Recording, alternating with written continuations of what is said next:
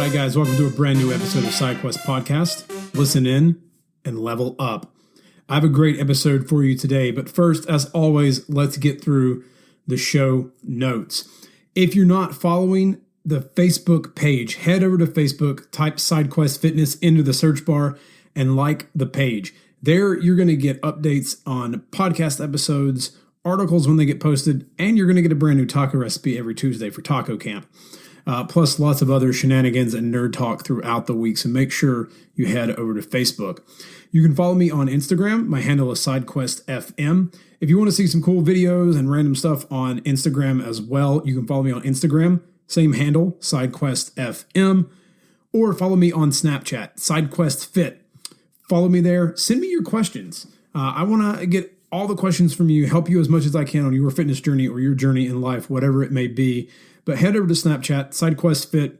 Follow me there. You get a little more personal, in-depth look at the shenanigans I get into throughout every day. But I do love getting questions from the community, so please send them out to me. If you have not left a review for the podcast, please head over to iTunes. If you're not listening on iTunes and you listen on SoundCloud or Stitcher, leave a review there as well. When you leave reviews, it helps me move up the charts on the iTunes store so that more people can see and hear the amazing guests that I've had on and have on each and every single week. So make sure you head over there.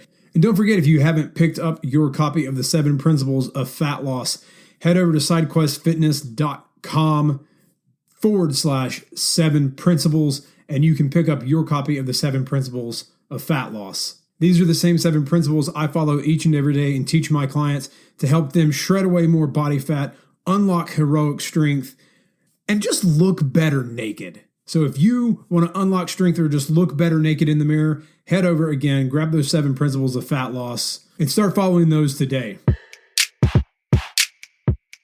With 2017 right around the corner, that means you are starting to think about New Year's resolutions. Fitness and getting in shape is one of the biggest resolutions people make every year. But every year, halfway through January, almost 30% of people have given up. They quit. 6 months in, that number is even smaller, of people who are still going with their New Year's resolution. But why wait? Why wait until the gyms get packed in January? Why put it off until after the holidays? Start today. I still have a few spots open in my online coaching program. So if you're interested in losing fat, building strength, or gaining muscle this winter, head over to sidequestfitness.com/coach and apply today. My program is custom designed for your specific goals. I'll tell you exactly what you need to do or not to do to help you finally achieve your goal of gaining strength, losing fat, or building muscle. You have constant accountability. I know what it's like to do this by yourself. It's dangerous to go alone. And most of the time, that's what you try to do in the new year. You try and do this alone. You hire a trainer at the local gym, but they only keep you accountable when you see them. And the real battle is out in the real world, not in the gym. The real world is where you spend the majority of the time. And with an online coach, you have access to me 24/7 to answer your questions and help you succeed in your goals. You can consider me your Gandalf guiding you on your quest. You also get access to an app that I use online that you can use on your phone. So your program is right there no matter what, with videos to guide you through the exercises if you have any questions on anything. So if you want to stop feeling weak, unconfident, or depressed about how you look naked, then head over to sidequestfitness.com/coach and apply today. And let's start kicking some ass together. Let's get your goals on track for the new year. And let's not wait until 2017 to get started. Let's start today. Let's start kicking some ass, shredding some fat, putting on muscle, or leveling up your strength today. So head over to sidequestfitness.com/coach and apply. All right, guys, I have a great guest for you today. She has been featured on the Huffington Post, Vice.com, Mind Body Green as well, just to name a few. She used to be a bikini competitor in fitness and now has moved on. She had some issues with food and eating as she was competing and trying to find a way to make life a lot more enjoyable and easy for her. So we talk a lot about mental health. We talk a lot about food issues, disordered eating. But the one and the only Maddy Moon is on the podcast today. So let's get into it. Let's hear from Maddy and hear her story and how she's conquered her struggles in health and fitness and how she can help you with her tools that she uses every single day. Step up and you gotta get it fitness. Host Rob at the moment and the quest is you gotta check it and wreck it. You're breaking personal records and with the help of the guests you won't be guessing on the lessons. That's a +5 fierce. Got a low-key bamf right here. You wanna meet him, there's no better way to greet him than to strike a boss pose. Take a look into the mirror. All right, guys, welcome to the show. I have a fantastic guest for you today. She is an entrepreneur online. She's a fitness coach, or has done fitness stuff in the past.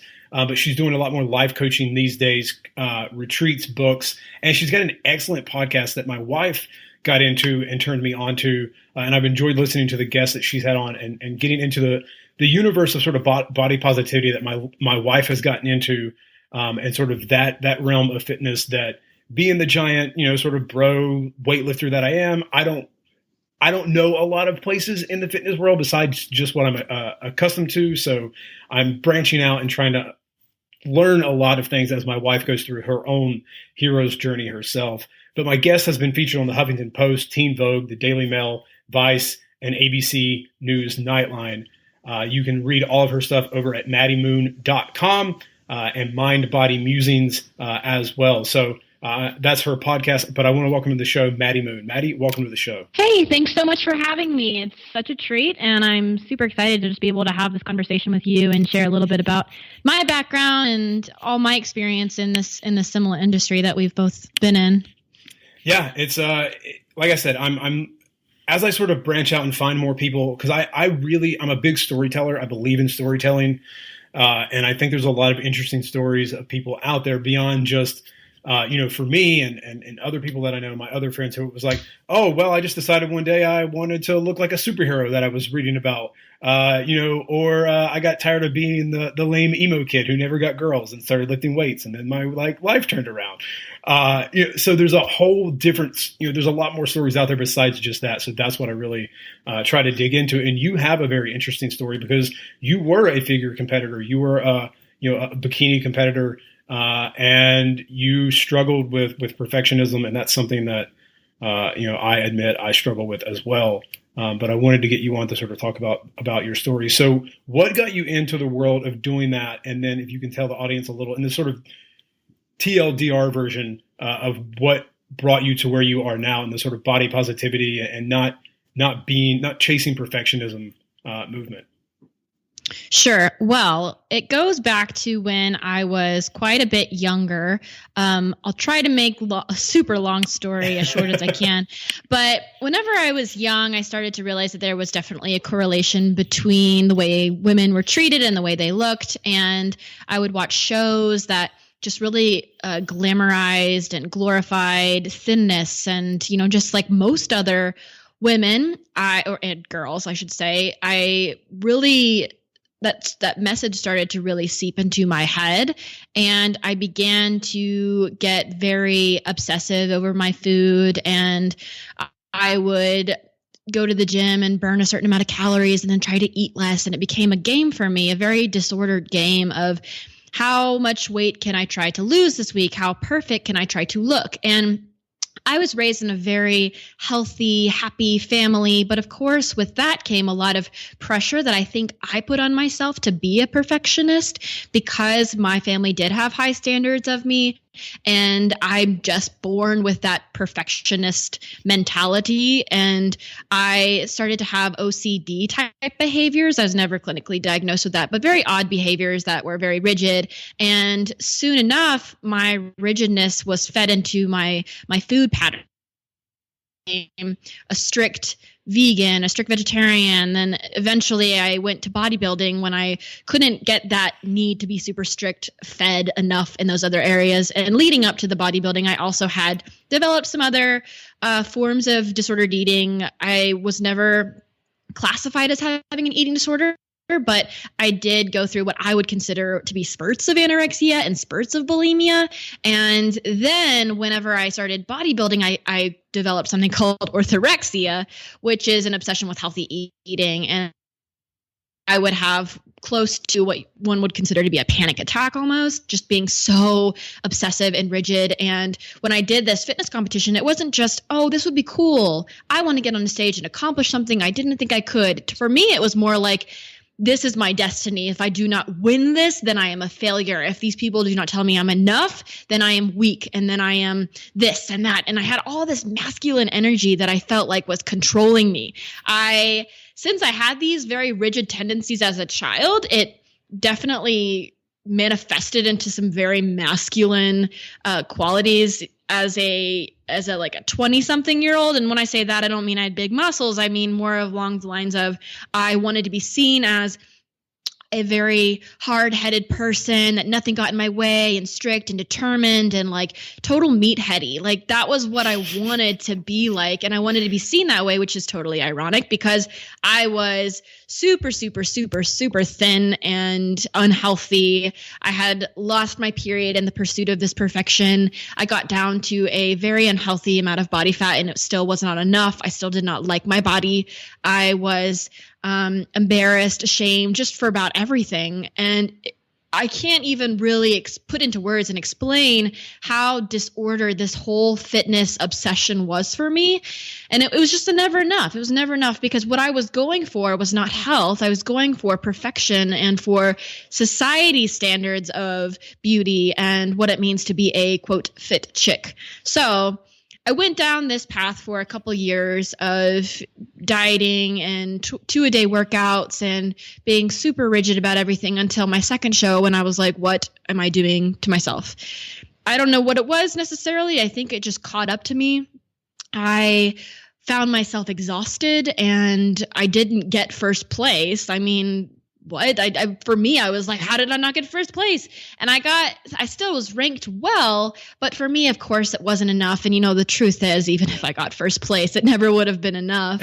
Cause even then I would have the next level of like nationals or whatever. And then it would be even more obsession. And even if I got number one in all the world, it wouldn't be enough because then I had to maintain it. I'd have to maintain number one in all the world. And then that's a whole new thing of like maintaining this body. And then when you lose this body, you believe is perfection, then you go through all of this mental turmoil of looking like a failure. What do people think about me that I lost this body? When in reality, it's actually very healthy that you finally gained that weight back. Okay, back on track. Okay, so then I decided after that second show, nope, no more, can't do this. And I went down a series of events that got me out of that mental funk and helped me to just realign my life, take a step and say, what am I living for? Why am I living for this? What do I want to live for instead? What do I want to be remembered for?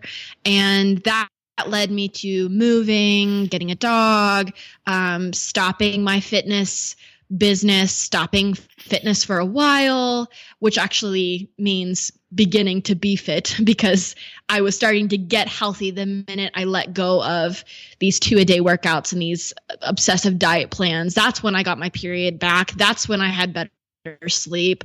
That's when I got my sex drive back. I had confidence, all of the beautiful things that make up being a functioning human being. That's when I finally got those back when I stopped chasing after these ideals. So now where I am today, it's been about, I think it's been about, 3 years.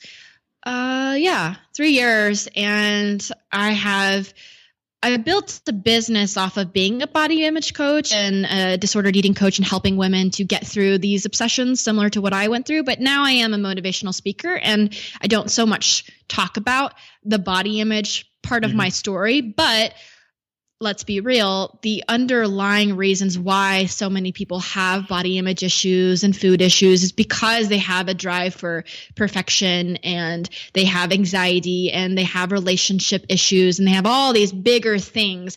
And that's normally what I try to hit home on is how to manifest goodness in your life and have gratitude and focus on what's important, which is all still very connected to these issues that so many of us face on a day-to-day basis with this world that we live in. Perfectionism is something that I suffer from, and I think for me, I've discovered that more now as I've really dug into becoming a better writer, that I love knowing that, like, oh, I can switch this phrase a certain way, or I can move this here and move that there. But that's also as exciting as it is to see how many ways you can structure a sentence and how much better you can bring your point across. At some point, you have to realize that, you are searching for perfection, but like, it's good where it is. Like, if you keep driving yourself nuts, you're never going to get it done. But in my diet, when I sort of diet down as well too, I had a photo shoot in June. I was like on point and trying to be perfect all the time. And, it's something I think that goes back to a lot of issues with my dad. I wanted so much attention and love from my dad that I never got. And I was trying to be like the perfect son. So I know a lot of my issues go back to that. And it's the demons that I still have to battle every day. And we all have demons in our lives. But I've enjoyed listening to your show as it's progressed and as you've moved into that. But I think talking about perfectionism and stress and all the things that you're transitioning into now is important, because it does underlie a lot of things.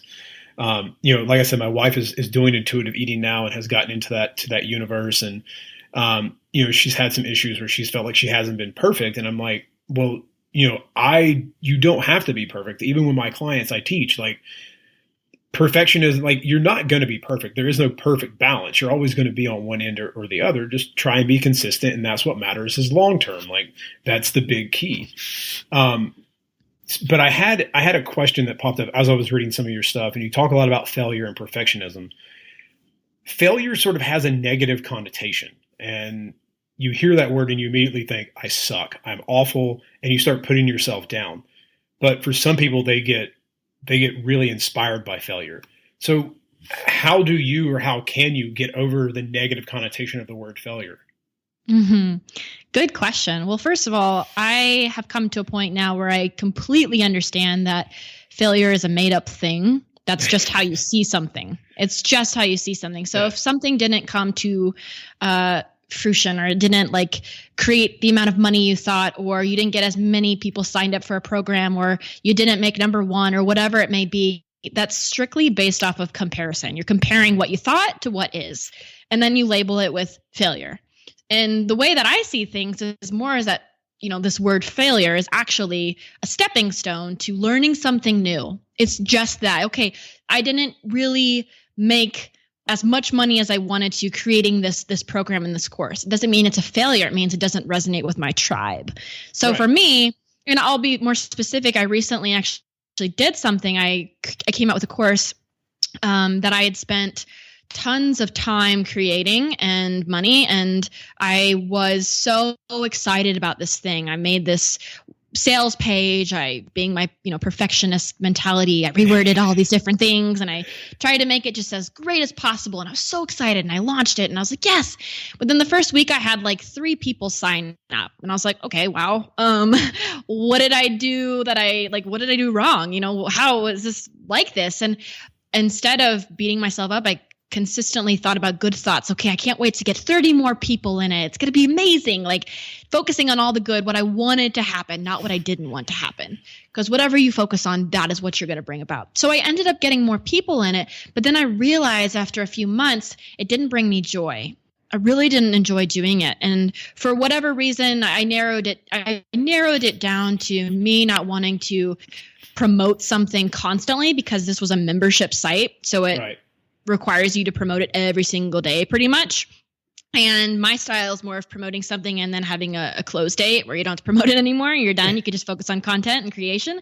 And so it didn't ring true to me. And so I had to eventually say, hey, I'm shutting this down. After 3 months, I gave it a shot. I shut it down. Some people were like, wow, like that's great that you were really able to just, put something out there, spend time and money, but then align with yourself and realize that it wasn't for you. And I couldn't agree more. That's how I see it, is that, yes, I did this, but it wasn't a failure because I learned something about me. I learned now that membership sites aren't something that I enjoy doing. And the same thing applies to your body and food and fitness, and especially for your wife and intuitive eating. This is something that when I did a lot of work with clients around food, I would see all the time is that people would people would think they're a failure if they didn't eat intuitively, which is not helpful at all, because intuition is something that we're not necessarily taught how to find and how to listen to. So you're basically starting from scratch when you intuitively eat. I mean, when you're a kid, you can intuitively eat and it's all good and it's all fun, but you really don't have the power to buy your own food and go out to the grocery store and get what you want to get. So then as an adult, normally you eat, if you're in this field, let's be more specific. If you're in the fitness field, you eat things that you're told to eat or that you think is clean eating or whatever it may be. So then when you start intuitive eating as an adult, your mind's kind of blown. You have this whole world in front of you and you're like, what? Like, where do I even tap into in my body to know what I want to eat? So I personally think intuitive eating is never this linear, perfect, all the way up until you get to intuitive eating heaven where you can perfectly eat. And there's no such, again, if you try to have a word like success with intuitive eating or a word like failure and you want to be on the success side of the spectrum, then you're going to end up making this a diet like every other diet you've ever done. Because intuitive eating is anything but. It's just gray. It's not black and white. So every single eating experience is just another time for you to learn and see what you enjoy, what you don't enjoy, if you ate too much, if you ate too little. It's really all trial and error, and that's how it will always be. It's just testing the waters and seeing what you like. And you have to remember not to let intuitive eating become another measure for success, because if you do that, then it will not be a fun and exciting process. That's I like the way you put that, because I've still been trying to figure it out, myself, because I admit, Maddy, I'm a very black and white person. My wife and I talk about the gray a lot, especially in like marriage. Like no one, like at your, like you get married or even anytime you're in a relationship, people give you all this advice, but no one tells you like the things that really happen. Like no one tells you the gray stuff where you're like, so what happens if I like don't want to go to bed next to you one night? What do I do? How do you handle that? Like, what do I do if I just want to smack you in public, but I shouldn't? Like no one tells you how to deal with all that. And I think it's the same way with like, with eating. Like, it's very easy to eat a certain way or follow these guidelines or your body. But what do you do when your body is like, eat everything in sight? But you're right, sort of finding ways and figuring out and testing. So I'm glad to hear you put it that way. I think she will really take some value from hearing that from you. But we've kind of been talking about it a little bit, and I know you were a huge fan of his book, and I want to transition to sort of values. And I think that's sort of what I realized one morning. I actually bought the coolest thing ever. If your best ideas come in the shower, Maddy, you need to buy this like erase board that you can like write in the shower on. It's waterproof. It's the greatest thing I've ever bought on Amazon. Intuitive eating, as I sort of realized it, and I told her, I said, I feel like it's sort of like coming up with your own values. Like you're going through all this, you're trying to figure out what works for you, what's best for you, and you're trying to find your own values. And values was a big part of Mark Manson's book. And I know you were a huge fan. I was a huge fan. Like my last 3 or 4 solo podcast episodes have been hugely influenced by Mark's book. I was a huge fan of it. So I wanted to ask you, because I loved your episode on it. What did what did that book change for you? Did it change anything drastically or sort of help you with anything that you were going through? Oh gosh, that book. I think I'm going to have something like a little tradition to read that book every year, because it just spoke to me in every single page. I was just like, yes. Like this book has been waiting to be written for so long, I think. And it's a great question. I think what really stuck to me is just the main idea of, can I cuss on this podcast? Yes, you're fine. Yes. Okay. I had to say there's not, obviously, but I know we're talking about this. Yeah, no, I know you keep it clean on yours. So I was putting my good boy hat on. I normally keep it clean, but recently I've been like, whatever. I'm just going to say what I want because, hey, my mom isn't always listening to all my episodes, so I'm really just going to speak with it and say whatever I want to say. You were good. Well, what really stuck with me is just the fact that we do have so many fucks. We really have only so many fucks to give out. And I feel like I especially, I was raised in a very a fuck-giving family. So like my father is one of my most favorite people on the planet. But with that said, I've grown up watching him. Like he gets mad at so many things, everything. Like someone just drives too close, he's mad. Someone gives him back change that's not in the form of dollar bills, and he's mad. And someone looks at my mom too much or too long, a stare too long, and he's mad. And like he just gets mad over so many things. And I think that's changed a lot within the past couple of years of him moving to Colorado because he's so much happier here. And also, of course, it goes back to the way that he was raised with his family. But I will say that I grew up watching this, like, why are we so mad about everything? And it was always very hard for me to handle. And that book really just like opened my eyes up to why that's not beneficial for life and why it is so important to have these values and really understand them. And the examples he gives in the book about good values and not so great values were very helpful for me. And like the stories of Metallica and Megadeth and the Beatles, like it was so beautiful for me to be able to read that and apply it to my own life and think that like I really am in control of my actions in my life. And another thing that I totally resonated with before, I resonate with it now, and that is the whole idea of radical responsibility. Yes. I think that's a gift. That's a gift, right? Like to understand radical responsibility. Yeah. The whole thing about like, you were not, you can't control everything that happens to you. Like I've been a big fan of Ryan Holiday's work and his book, The Obstacle is the Way, really, really got me excited about Stoicism. I knew a lot of philosophy growing up and read philosophy, but didn't know the Stoics very well. So I've really gotten into that in the last few years and just understanding that you can't control what happens to you, but you can control your response to it. And that I think is crucial for so many things in life. So, maybe I can't control this thing someone said to me, but I can control whether I give a fuck about it or whether I don't, and then what reaction you make. So one of the questions I had while reading through a couple of blog posts and thinking about Mark's book was he talks a lot about values and coming up with the values and why you need to have values in your life. And I know you've had a long journey into where you are now, and our values change from time to time in life. But what value has been the hardest for you to like come to terms with that you really had to work on? Like kind of to let go of? Yeah. Okay. So mine, and it's of course something I'm still working with, but the value that comes up and distracts me all the time is my desire to be famous. Okay. Right? I went to school for theater. Honest. I understand. I totally understand. I wanted to be the next Kevin Spacey. I got you. And it's I think everyone deep down has some kind of desire to be special, to be known. That's in to leave a legacy. Yes. And what's the book called? I think it's How to Win Friends. I think it's in that. How to Win Friends and Influence Others. Yeah, I think that's the one where it says everyone's deepest desire is to be special, to be important. Yeah. And I think that with the media being like such an accessible thing, I think we all still have this desire to be important, to be special.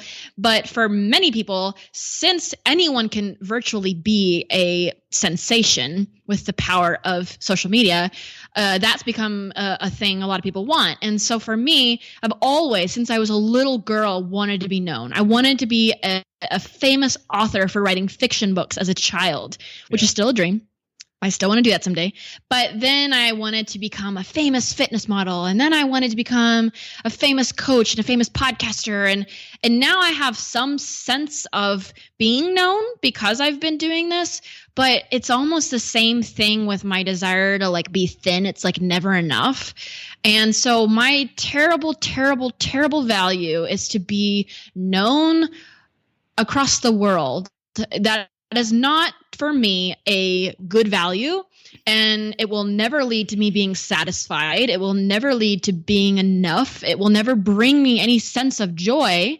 Now, a great value is to help people, to spread my word, to share my message. That's a great value. And for me, they're very similar because if I become known and famous and all this is because I'm spreading my message very loudly. But why not focus on the message? Because you can spread your message without being famous and still make an impact. And that's a much more pure, satiable, lasting value that's going to give me the feeling of purpose. And that's the one I want to keep my eyes on. But man, that it just bites me in the butt, and I can get so stressed out sometimes because I'm like comparing myself to other people who I think have made it, and then I'm like, I haven't made it and all this, and I'm like, man, Maddy, you got to stop. Like, that is not why you're here, and that will never bring you the feeling that you want. What is it about that you want? And normally I can just narrow it down to feeling like I have worth, I have value, and that's why I focus on that. But I have worth and value without being known across the world. You know what I'm saying? Oh, Maddy, I agree with you. And what you just said, there are friends of mine that are very, very good writers. My mentor is a New York Times bestselling author. He's an amazing writer. And like anything he writes, I'm just like, I suck. Back to the drawing board. I got to get better. But, people email me or call me and tell me that, hey, I really enjoyed this thing that you wrote. It really meant a lot. Hearing you talk about that sort of reminded me of Neil Gaiman's 2012 commencement speech, which if you haven't seen, it'll be in the show notes over on sidequestfitness.com /podcast, and you can find it there. But please go watch this video because it's so good. And he talks about making good art. That there were times he took the job just for the money, but he didn't enjoy the art that he made. And I think you're sort of talking about that same thing. So how do you know that you're making good art, or you're in that creative spirit and that you're happy with it and not just chasing the money? Like you said, you sort of felt like you did with that membership site. Oh, right. I think whenever I'm truly in my flow and I'm really aligned with my mission, then it manifests into other areas of my life. Whenever I'm doing the kind of creative work I want to do, then my sleep is better. My morning routine is better. My relationship with my family is better. My energy is better. I'm out in nature more. Like, I just see other areas of my life where I'm more excited and I'm more on fire and I'm more generous and I'm more caring. But whenever I'm creating out of a place of have to, must, then my conversations with my friends are dull because I'm distracted, or I stay indoors a lot, or I'm not reading books that I love. Like, it carries over. There's a ripple effect with feeling on fire. There's a ripple effect with being in a darker space. Like, what I'm thinking about, I will bring more of into my life. So right now, like recently, I've been going through kind of a creative rut. And instead of forcing myself to create anything that I really don't want to create, or I might regret later, or it won't end up being used later, I've just allowed myself to focus on the other things that I am interested in. Sometimes that's naps, right? And it's just going inward, and it's resting more, and it's reading fiction, and sometimes it's watching Netflix. And that's really helpful for me because I have to have those dips in order to have the highs, spurts, right? Yeah, you got to have both. And a lot of creative people, I don't know if you get this way, but they get a little freaked out whenever they're in a dip, and it's like, is this gonna be forever? What's happening? Lay on my floor and sing Dashboard to the Roof. Like, that's what I do. Just Chris Carrabba, give me all of the emo energy, please. Why am I stuck in this rut? Get me out. That's so funny you said that, because I was quite literally talking about Dashboard confessionals last night, like, and how much I love them. I was just like, me and my friend were like, let's be honest, we both really love it. It's so great. But yeah, I am in that space sometimes. I'll listen. For me, it's more of Death Cab for Cutie. I'll just put that on. All right, there you go. And I'll just transatlanticism. Grapevine Fires, probably. Okay. I'll just watch that video. If you haven't seen the Grapevine Fires video, it'll just like make you cry. It makes me cry every time. But so good. And I'll go with it. I'll let myself have that, because sometimes being in that space of being sad or being depressed or being isolated, introverted, it brings about some really beautiful realizations and understandings about yourself. And I like that. I like all the aspects of life now. And I don't want to get freaked out whenever I don't have massive creativity flowing in all the time, because I need a break. Like, I have to rest and have a breather. That way I can be ready and prepared whenever I do feel that creativity come on. And it's amazing when it hits you too, because you can feel like you're in the middle of that rut, and all of a sudden, out of nowhere, I had it a few months ago, and while I was in it, like, I just started crying And I was like, what the hell am I, what? I'm a grown ass man and I'm crying. Like, I can't get this stuff. I don't know what to do. Like, I don't feel creative. Like, I feel like I'm lagging behind. And then I just let it go. And I remember that Louis C.K. thing, where he was talking to Conan O'Brien about like, sometimes I heard the song on the radio and I just started weeping in my car and I enjoyed it. It was glorious. It was awesome. It was the best thing ever, because most of the time we all try to like escape our feelings and not enjoy them. And next thing I knew, in like after 5 minutes, I just had this inspiration that came out of nowhere. And I let that pain just bring some truth to light. And I think creatives sometimes need to do that. We need to, snuggle the pain a little bit. Mm-hmm. Right. And I think that makes us more relatable as well. Like if you're writing nothing but like, I don't know, how to have the most amazing life ever, like how to have the best sex ever, blah, blah, blah, best. Like people, I know for me, I resonate more whenever people I follow come out with a post or something about something they're going through that's hard. Yeah. Like that's what makes the connection with you and readers and friends stronger, is saying, hey, me too. And just saying me too, like that's such a strong thing. So I think it's important to feel those dips. That way you can write about them later and you can relate to other people with that thing that you're going through, this identity crisis or whatever it may be that you're having. Someone else out there is having it as well. So feel it to heal it and feel it to share it. Yep. I like it. Feel it to heal it, feel it to share it. I might have to come back to that and put it in my notes for those days. So thank you, Maddy. You're welcome. All right, so a couple of fun questions, then we'll go back to a little more of Maddy Moon and her story and what you're doing in the world now. Maddy, if you could go anywhere in a time machine, where would you go? Ooh, do I have to be alive, like back to a point in my life or in time? Anywhere on the spectrum of time, anywhere you can think of. Wow, I'd probably say,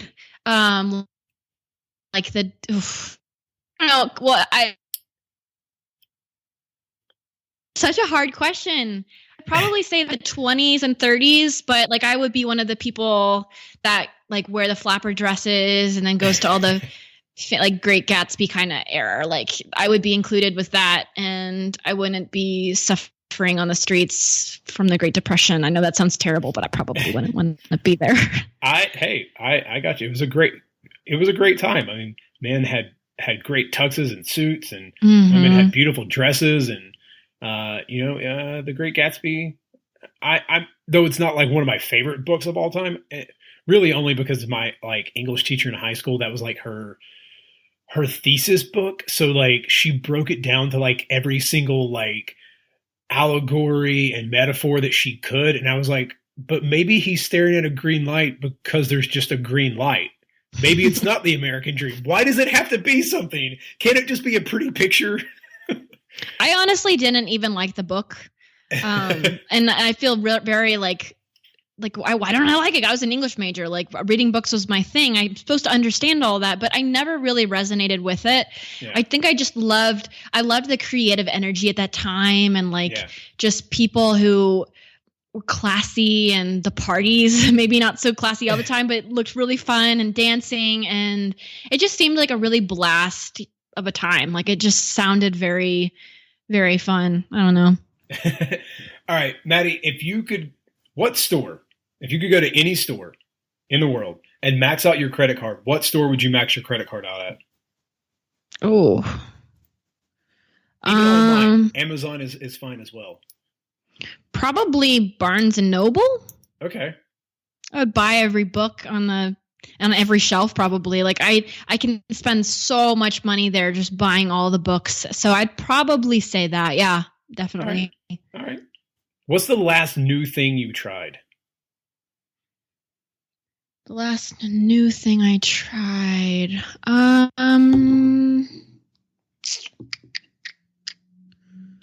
Looking around my apartment trying to see if there's anything in here that I've bought recently and done.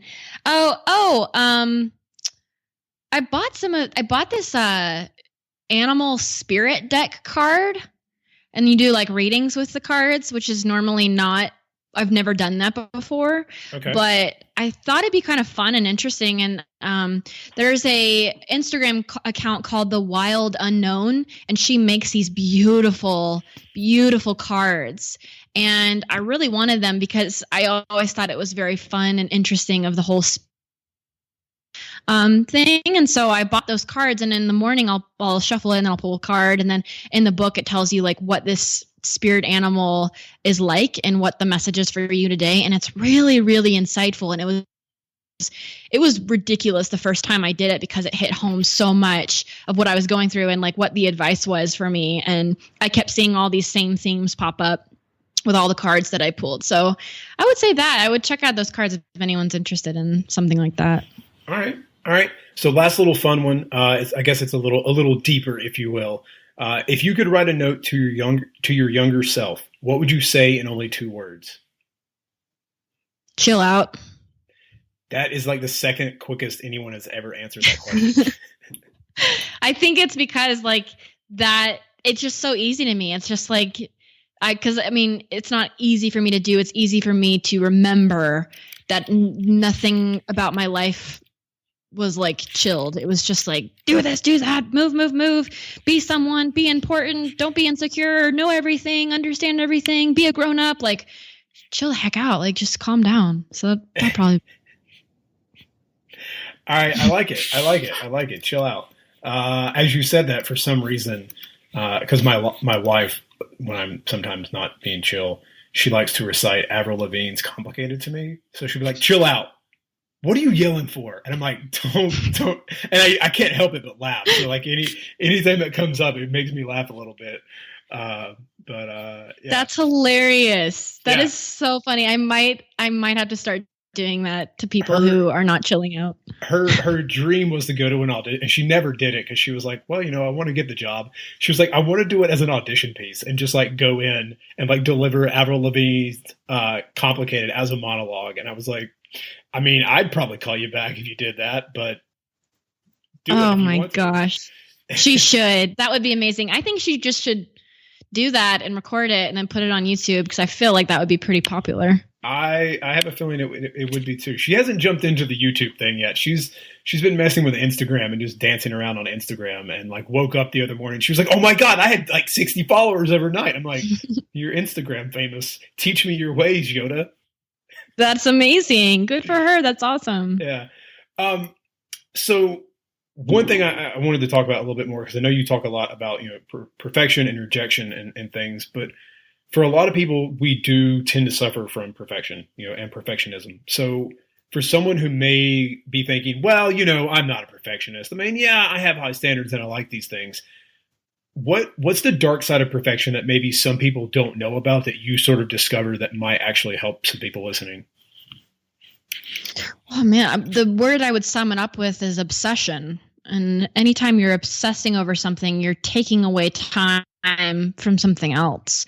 So if you feel that you have these tendencies to have these, quote, high standards, ask yourself, are you making sacrifices for these high standards that are things that your life would benefit to have more of? For example, if you're obsessing over work and work ethic, because I have some clients who have these deep-seated, very rooted issues with not being, not having noteworthy work ethic, and they try to compensate for feeling unworthy with their work ethic. So they work harder, they go for the promotion, even though they don't want it.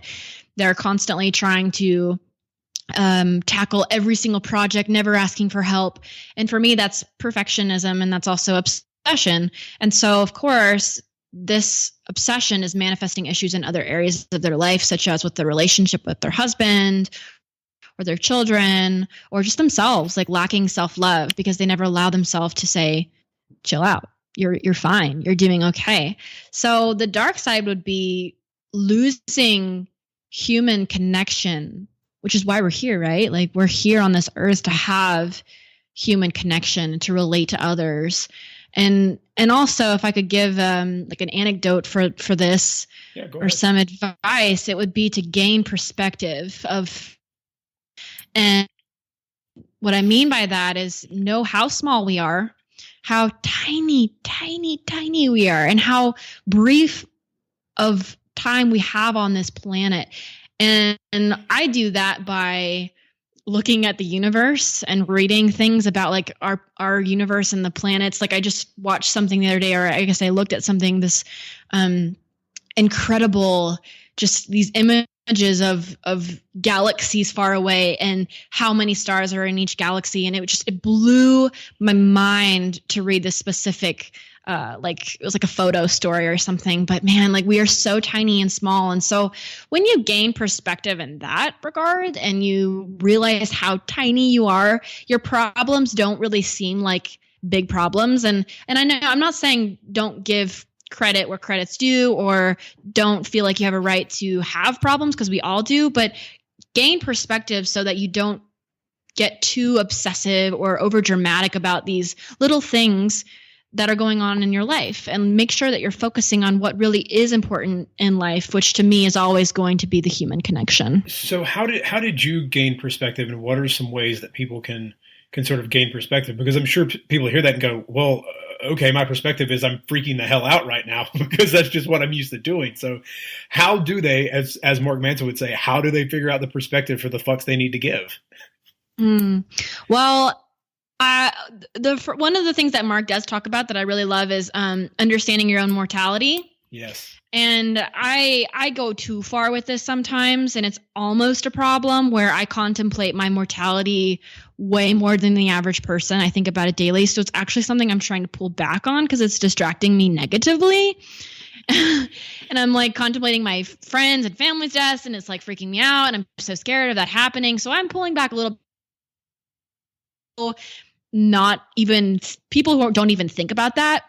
I think that's very important, is to understand how brief you have on this planet, and to if you happen to be more of a perfectionist, like don't have these role models in your life that are also perfectionists. You can still have them as people you admire, but also look up and follow other people who show the opposite thing that you don't have, how to relax and how to take life one day at a time, how to have good values, know your values, write those down, like get very clear on your values, read Mark Manson's book, do everything you can to remind yourself of why you're here without getting obsessive about it. Like purpose is a wonderful thing, but I think a lot of people get too overwhelmed with it. So start small and start with the feeling you want to have. What feeling do you want to have? Because the feeling of purpose is purpose. I don't think purpose is necessarily a thing that you have. It's a feeling that you create. So by finding what the value is that you want to live for, you'll also be able to find what kind of feeling you want to have. Like being able to serve people, help people who follow me, it gives me the feeling of purpose because I feel like I'm helping them, I'm giving them hope, and I'm helping them to calm down and to relax, which gives me a good feeling that I like. So that's what I go for. So it's very important to know those things, and to just stop yourself whenever you're getting overwhelmed. And sometimes that literally means to close a chapter in your life, to walk away from something, to start saying no to something in your life so that you can start saying yes to something else that is more important. You may have to let go of people in your life that are keeping you in this perfectionist mentality or bringing you down, weighing you down. And another thing that for me personally that I love that brings perspective is travel. It's a huge thing in my life recently. I am absolutely with travel. I'm specifically solo travel. Like that has taught me so much about life, about myself, about my values, my mentality, the human connection. So I also recommend for people who are needing some perspective to go take a solo trip anywhere. It doesn't really matter, just anywhere to get out and to learn something new and different. It's funny that you say that because I literally was about to ask you my next question that I had on my list that I come up with was, what did you discover about yourself while traveling? So now we know that it was purpose, but I know you had taken a break for a little while as well from that. But what do you think was the most important thing? Like what sort of really hammered home your purpose that you found while traveling? Was it in one place? Was it a certain thing? I think one of the things that I noticed the most is my difference in trust from before the trip and after. Before the trip, I was like freaking out over everything. Like I had a layover in Taiwan and I looked up the map of the Taiwan airport to try to figure out point A where I land to point B where I need to be and like how much time I had. And then like I was landing in Bangkok and I was trying to figure out how in the world am I going to get a taxi in Bangkok? What am I going to have to do? Should I call someone 5 days in advance and make sure that there's a taxi there at that time and do a background check on this person and blah, blah, blah. And like all this stuff. I was so anal and obsessive about trying to organize this trip to a T before it even started. And I realized, of course, that like you ask someone at the airport and they'll point you in the right direction. Boom, solved. You get out of the airport in Bangkok. There's a million taxis there. You hop in one. Boom, solved. Like you don't have to be so obsessive and controlling and rigid and try to plan everything to a T and all that stuff whenever you're traveling. It's really way more fun to just go with the flow. And by the end of the trip, I had a much better understanding of like how to read a situation, if something is safe, something is not safe, when I can trust people. I might have done a couple things here and there that weren't the safest, but like I felt like it was safe and I was trusting people. And fortunately, that's what I brought about. What do you think about, you bring about. So I brought about trustworthy people in my life and I met a lot of great people. And it also taught me patience because there is such a big language barrier in Southeast Asia. A lot of people do know English, but a lot of people don't.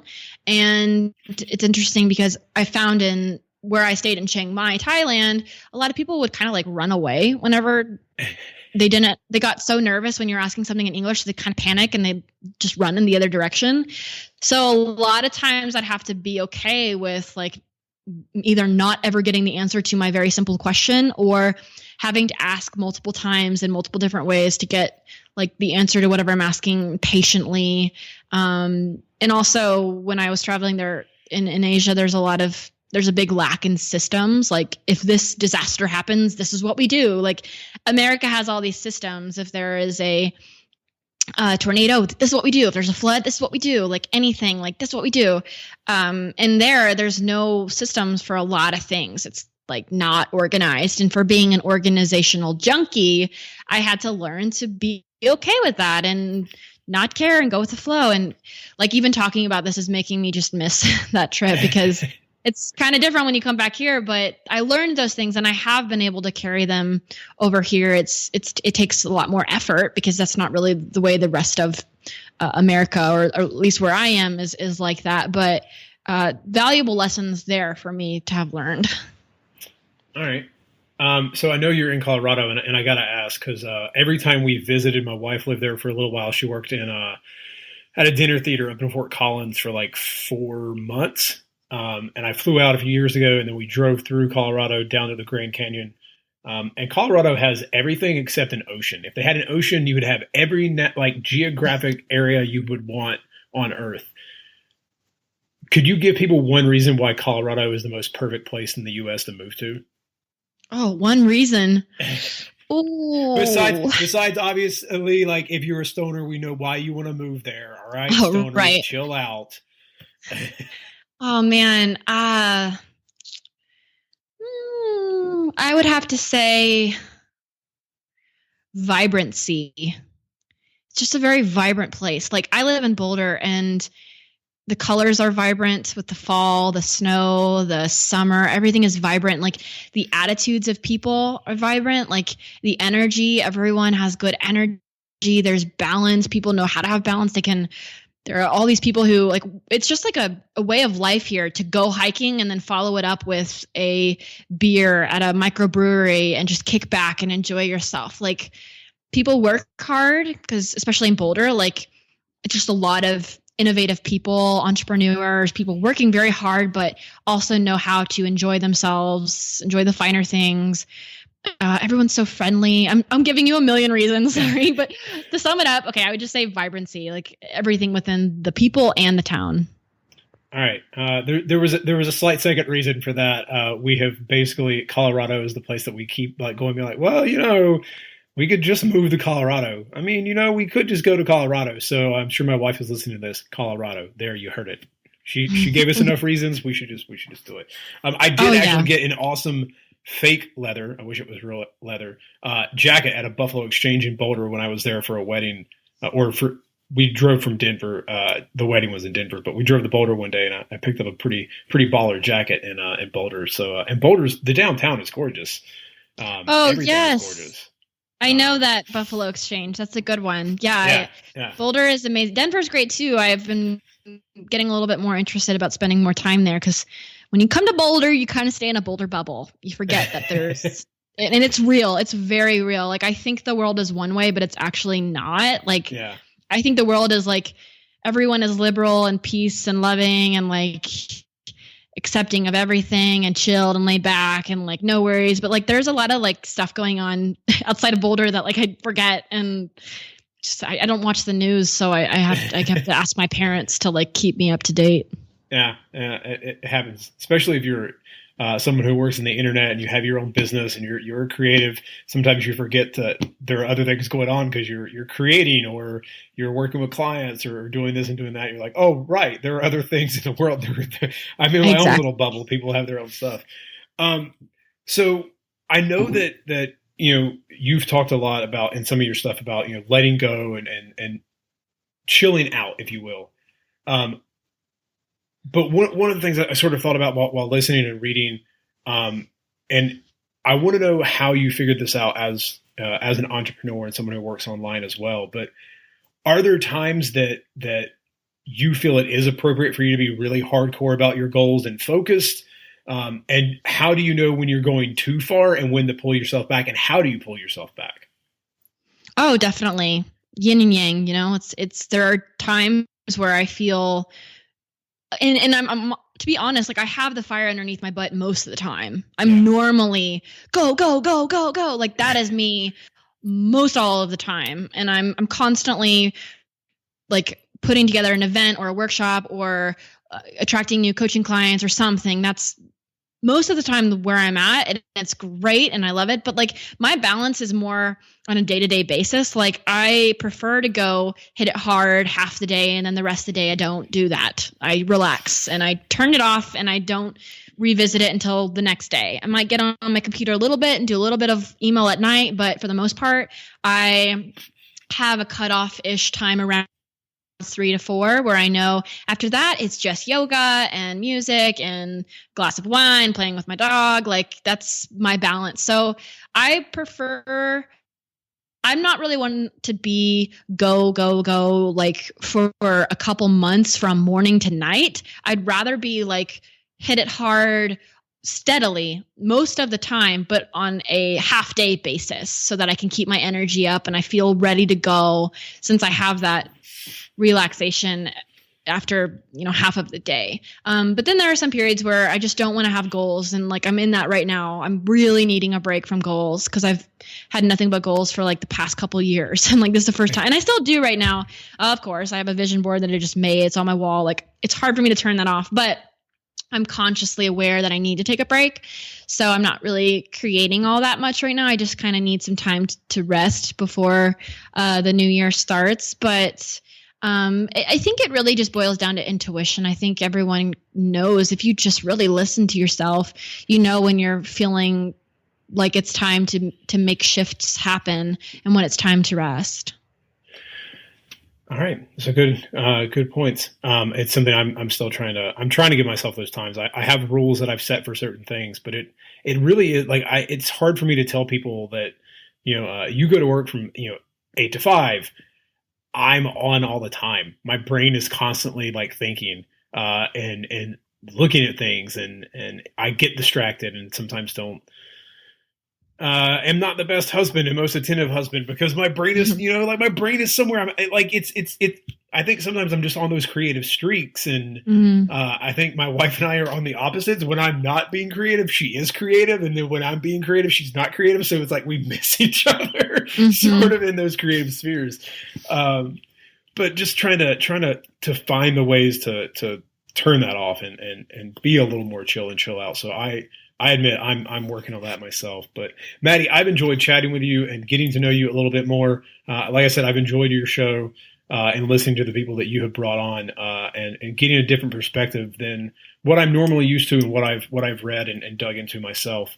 If people want to know more about you, where can they find you online? Where can they find the podcast and everything else? You can find me at maddymoon.com, and that's Maddy with a Y.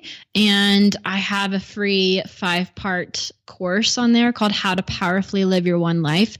And anyone can sign up for that. And you can find my podcast there, but I'm also on iTunes and Stitcher, and that's Body Musings. And then on Instagram, I'm at Maddy Moon, which is Madelyn Moon. And thank you so much for having me on. This has been awesome. And it seems like we have a lot of mutual interests, so that always makes for a very fun, flowy convo. Yeah, it was a good time. I wasn't sure if we could nerd out on anything, but I don't. What do you nerd out? I'll ask you on like one final question. What outside of like sort of improving yourself and reading and wine? What do you nerd out about? Fantasy, Lord of the Rings. Yeah. All right. I like it. What are you reading? Any fantasy right now? Anything that my listeners might enjoy or myself? Oh, I was reading a book. I kind of put it on hold, but it's called The Golem and the Genie. Have you heard of that? No, I have not. So it's supposed to be like a number 1 best-selling book, and I had never heard of it, but it's about a golem, which is like a stone creature, and a genie, and it's amazing, and I really loved it. I put it on hold because I wanted to read something else right now, but I'm going to go back to it, and that's really, really good.